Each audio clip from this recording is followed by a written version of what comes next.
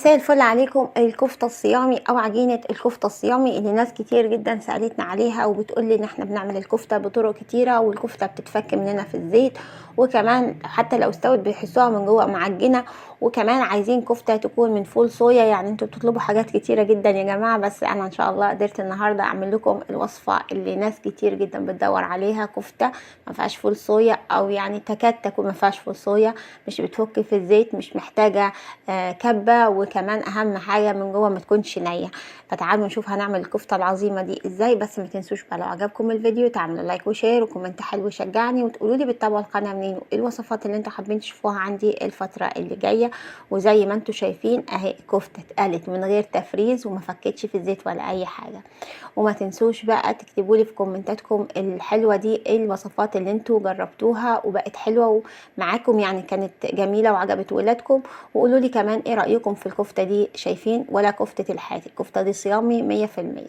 اول مكون عندي هو العدس، انا النهاردة هعتمده او هعتبر ان هو المكون الاساسي، بما ان انتوا ما بتحبوش كفتة الصويا وبتقولوا ان هي يعني بتشتغل على الهرمونات ومش بتشتغل على الهرمونات، ما علينا، بس ده مش موضوعنا. بس عايزه اقول لكم قليل من الفول الصويا مش هو المشكله، انتوا بس اهم حاجه ما تكتروش منها.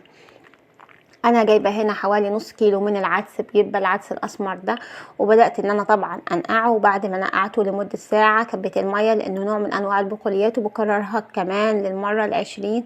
وبعدها صفيته، وبعد كده طبعا غسلته، وبعدها سلقته زي ما انتوا شايفين لمدة نص ساعة لحد ما العدس كده ابتدى ان هو يدخل في مرحلة السوا. مهم ان احنا نسلق العدس في الكفتة، مهم جدا جدا، لان العدس لو اتفرم من غير سلق بيتفتفت، لانه طبعا هو مادة مش مادة ربط، يعني هو مش لحمة من غير لما تتفرم نية هتتمسك او فيها دهون. فاحنا المادة اللي هي بتربط العدس هي ايه؟ هي السوا، مش اكتر من كده. فدي اول غلطة ناس كتير بتعملها، ان هي بتعمل كفتة العدس من غير ما تسلق العدس. تاني حاجة بستخدم البطاطس بما ان هي كتيرة والموسم بتاعها، وكمان طعمها الايام دي بيكون حلو، وكمان مليانة قيمة غذائية عالية. وكمان هتعوض لنا ان احنا ما نحطش فول صويا، لانها بتشتغل نفس شغلانة الفول الصويا في الكفتة، وهي ان هي بتربط الكفتة معايا. انا مستخدمة هنا على نص كيلو العدس حوالي ربع كيلو من البطاطس. وبرضو البطاطس انا قشرتها وغسلتها، وبعدها سلقتها، قطعتها مكعبات وسلقتها برضو بشوية ملح صغيرين. هبتدي دلوقتي بقى عندي العدس المسلوق وعندي كمان البطاطس المسلوقه، هبتدي ان انا احط البطاطس في بوله زي ما انتوا شايفين كده دلوقتي، وهبتدي ان انا افرمها او هرسها. طبعا هستخدم اي حاجه عندي، المهم ان انا اهرس البطاطس دي. حتى انا اتفاجئت اني انا النهارده مش عايزه، يعني ناس كتير كاتبالي في الكومنتات هو ينفع اعمل كفته من غير محضره طعام او من غير كبه؟ فانا قلت خلاص انا النهارده هشتغل عادي خالص من غير محضره طعام ومن غير كب خالص. هشتغل بالهرسه دي اللي بتكون عندنا في المطبخ كلنا. هرست البطاطس كويس جدا، وبعدها حطيت عليها معلقتين كبار من الدقيق. وطبعا الدقيق هنا بيعمل ماده ربط حلوه جدا وبيخلي البطاطس سهله التحكم. بعدين هحط معلقه صغيره من بهارات البطاطس وشويه شطه وشويه فلفل وكمون مطحون وكزبره مطحونه. وزي ما قلت لكم قبل كده تقدروا تستغنوا عن كميه البهارات دي كلها بان انتوا تروحوا تشتروا من عند العطار كيس من بهارات الكفته او كيس من بهارات البطاطس، ايهما الاقرب لكم او الطعم اللي انتوا بتحبوه اكتر في الاكل الصيامي. بقلبهم كويس جدا بالشكل ده لحد ما احس ان البطاطس ابتدت تشرب الميه بتاعتها، وانا بعجنها مش بلاقيه حاجه بتلزق في ايدي او مش لاقيه حاجات كده فيها ميه كتير. دي مهمه جدا. السوائل الكتير بتكون سبب كبير جدا في ان الكفته الصيامي تفك معانا، وعايزه اقول لكم ان هي يعني تعتبر السبب الرئيسي في ان الكفته تفك، ان هي بيكون العجينه لينه او طريه، وكمان بتخليها ما تستويش في الزيت، واول ما بتنزليها الزيت على طول بتفرول. فتخلي بالك من الحته دي. كمان العجن الكويس، لو انت عجنه الكفته بتاعتك كويس جدا، ده بيخليها او ده بيخدمها اكتر، وبيخليها لما تدخل في مرحله السوا ما تبقاش نيه من جوه، وتختلط المكونات ببعضها كويس جدا.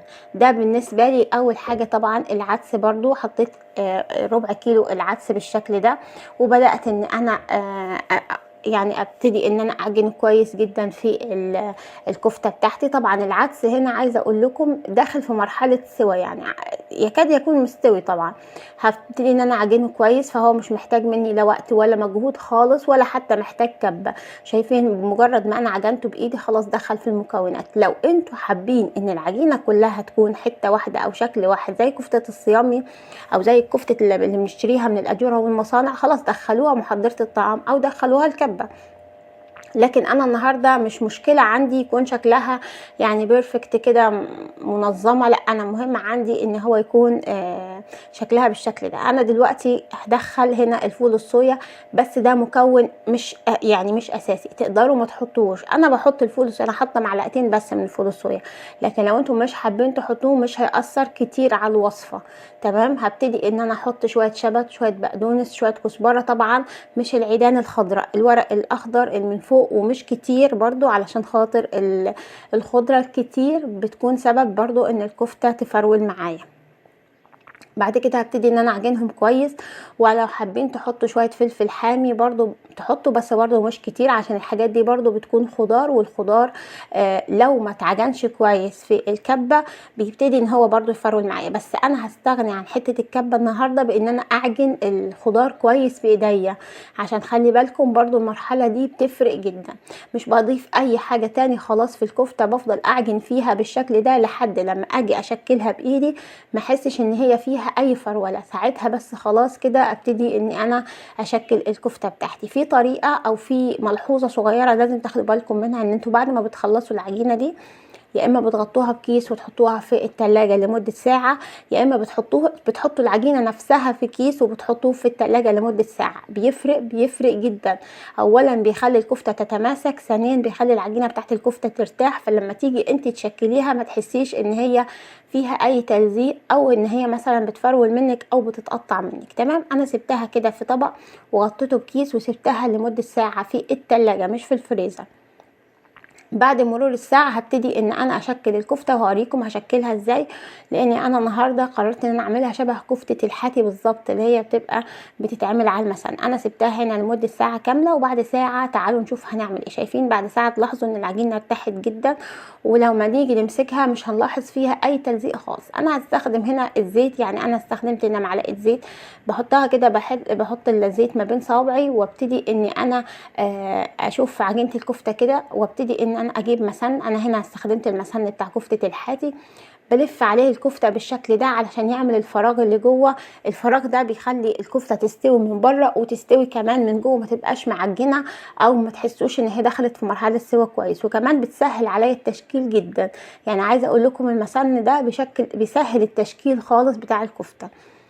بعد ما بخلص كل الكميه اللي قدامي دي، طبعا هترمي معاكي الكميه دي كميه كبيره قوي، طبعا مش هتستخدميها كلها مره واحده، تقدري تحطيها في الفريزر كلها. احنا هنحط كل الكفته في الفريزر وهسيبها لمده ساعه. وطبعا اللي هستخدمه هقليه هطلعه على القلي او على الصلصه لو هسويه في صلصه. والطريقه والباقي هبتدي ان انا اجيب علبه وابتدي اشيله فيها، بس بحط ما بين كل طبقه والتانيه من الكفته كيس تلاجة بلاستيك علشان خاطر لما اجي اطلعهم يطلعوا معايا بكل سهوله من غير ما يتغير او من غير ما ياثر على شكل الكفته اللي انا عاملاه. تمام. انا سبتهم هنا في الفريزر لمده ساعه، وبعد ساعه هخرجهم علشان خاطر ابتدي اسويهم على طول. هقول لكم بقى مرحله التسويه ايه المهم فيها، لان في ناس كتير قالت لي احنا بنمشي لحد هنا بالظبط وبنمشي بكل الخطوات، نيجي نحطها في الزيت تحسوا ان هي برضو بتتفرول شويه. هقول لكم المشكله بتكون فيه ده شكلهم بعد مرور ساعه في الفريزر لما بتمسكوهم بتحسوا ان هم ايه متجمدين كده مش سايبين خالص. دي اهم خطوه توصلوا للخطوه دي اهم خطوه. الزيت لازم يكون زيت سخن بس مش مغلي، يعني بلاش تسيبوا الزيت لحد ما يدخن، فبالتالي هتدخلوا الكفته في الزيت فالكفته هتتشوي من بره او هتتحمر من بره وتبقى من جوه نيه.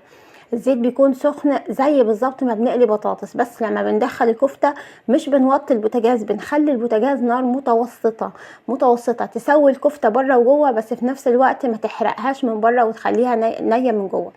هنا بقى الخطوه الغلط اللي الناس بتعملها ان هي بتقلب الكفته جوه الزيت قبل ما الكفته تستوي من الناحيه المواجهه للزيت. يعني احنا مثلا حطينا الكفته كده، المفروض ان احنا ما نقلبهاش ابدا في الزيت الا بعد ما تستوي من تحت، نقلبها بقى من فوق. يا اما احنا هنقليها في زيت يكون غزير جدا جدا زي الطعميه، لكن انا مش قليها في زيت غزير، فسويتها من تحت وبعدين قلبتها. ده شكل الكفته، ولا فكت ولا حصل لها اي حاجه، طعمها حلو جدا جدا، وشايفين مفرغه من جوه ومستويه بنسبه 100%. والزيت فضل نضيف لحد اخر واحده انا قليتها، والباقي انا حطيته في الفريزر. طبعا قبل ما ابتدي ان انا اقليه بطلعه بس 5 دقايق بالظبط، وابتدي ان انا اقليه كمان. الكفته دي ممكن تتحط في صلصه وتتقدم مع رز، حلوة جدا جدا.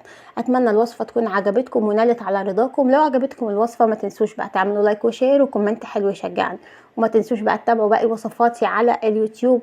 المرة الجاية ان شاء الله اعمل لكم الناجتس الصيامي او البانيه الصيامي بطريقة سهلة وبسيطة.